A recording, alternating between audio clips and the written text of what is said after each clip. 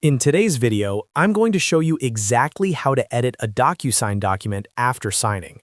Now, technically, once a document is completed in DocuSign, you can't directly edit the signed version because it's locked for security and legal reasons. But there is a simple workaround that allows you to make changes quickly by copying the completed agreement and editing the new version. I'll walk you through the entire process step by step so you can update your document without starting from scratch. If this tutorial helps you out, make sure to like this video and subscribe to the channel for more simple and practical software guides. Alright, let's jump right in. First, open your browser and go to DocuSign. You can head directly to apps.docusign.com and sign in with your account details. Once you're logged in, you'll land on your DocuSign home dashboard, where you can manage all your envelopes and agreements. From the top navigation menu, click on Agreements. This section shows you all the documents you've sent, received, completed, or are still waiting on. Since we're editing a document that has already been signed, you'll want to look under the Completed tab if it's not already selected. Next, find and click on the completed document that you want to edit.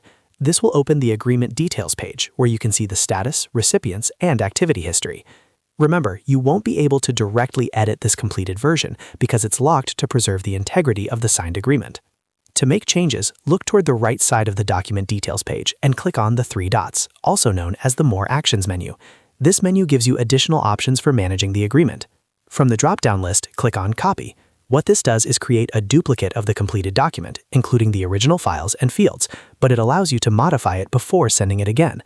This is the key step that makes editing possible after signing. After clicking Copy, DocuSign will open the document in the Preparation view. Here, you can review the recipients and make any necessary adjustments. If you need to update email addresses, names, or routing order, you can do that at this stage. Once you're ready, click on Next Add Fields. This takes you to the document editor where all the fields like signatures, dates, text boxes, and initials are placed. Inside the editor, you can now click on any existing field to modify it.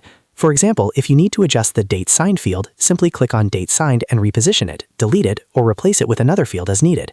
You can also drag in new fields from the left-hand panel if additional information is required.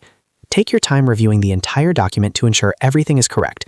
Since this is essentially a new envelope based on the old one, any corrections or updates should be made now before sending it out again for signatures. When you're finished editing, continue through the normal sending process by clicking Next and then Send.